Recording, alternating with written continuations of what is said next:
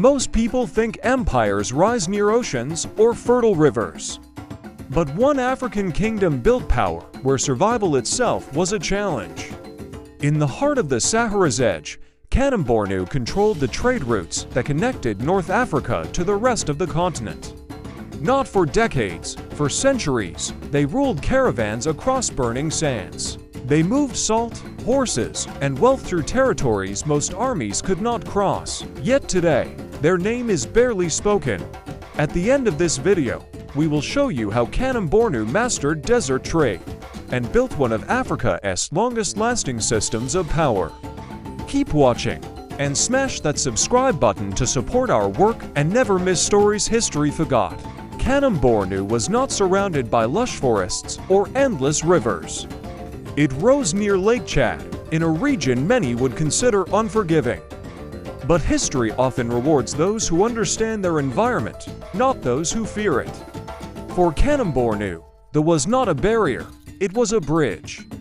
This empire learned to turn harsh terrain into advantage, using geography as strategy rather than limitation. The Kanem-Bornu Empire occupied parts of present-day Chad, northeastern Nigeria, Niger, and Cameroon. At its heart lay Lake Chad, a vital source of water, food, and stability. But more importantly, this region sat at the crossroads of trans-Saharan trade routes. Caravans carrying salt, textiles, horses, and enslaved people moved north and south across the desert. Kanem-Bornu did not just sit near these routes, it controlled them. How do you build power in a land where movement itself is dangerous? The empire began around the 9th century under the Safawa dynasty.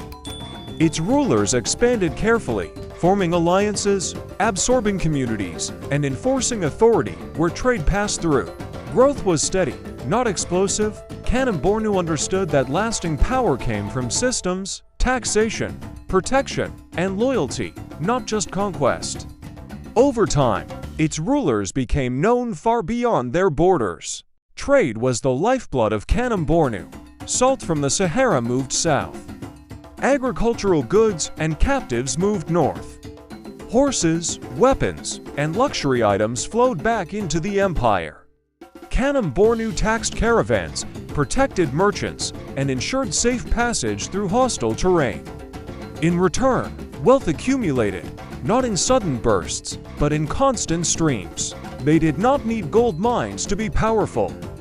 They controlled movement. Power over trade demanded protection. Kanem-Bornu developed strong cavalry forces using horses imported through trade routes.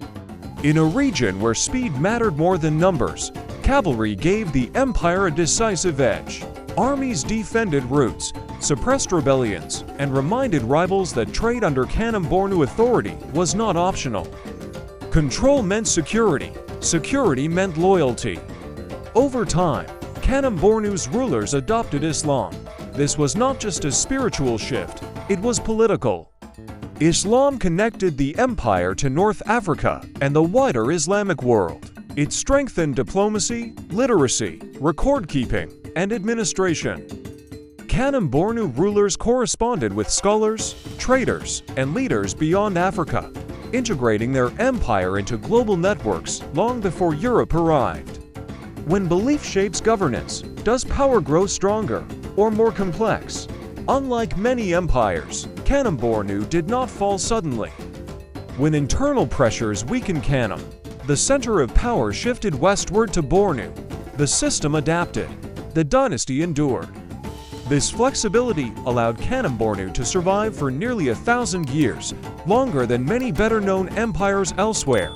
Eventually, global trade routes changed. European maritime trade reduced reliance on trans-Saharan networks. Internal pressures mounted. Kanem-Bornu did not collapse overnight. It faded as the world reorganized around new systems that bypassed the desert. Kanem-Bornu proved something history often ignores. African power was not accidental, it was engineered. Through geography, trade control, military organization, and governance, this empire shaped regional economies for centuries.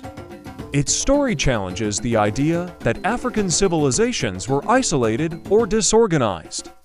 Kanem-Bornu did not rule through spectacle, it ruled through systems. And when systems change, even the strongest empires must adapt or disappear. If this story changed how you see African history, support our work by subscribing. And tell us in the comments, do you think control of trade matters more than control of territory?